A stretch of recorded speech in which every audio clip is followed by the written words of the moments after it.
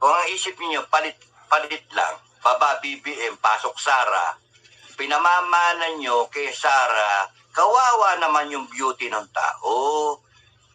Tatanda yan bigla kasi ang ganda-ganda ng aura ni Sara, yung masaya-masaya ba, no?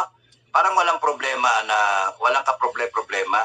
Pipilitin ninyong tumanda yung tao, pipilitin yung maubos yung kanyang energy dahil sa problema ng Pilipinas.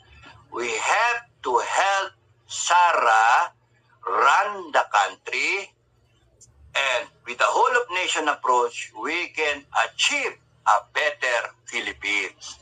Move it forward, Sara, ang duly elected Vice President ng Pilipinas, successor. Diba? So wala dapat mag-ambisyon na yung military, kami na. Hindi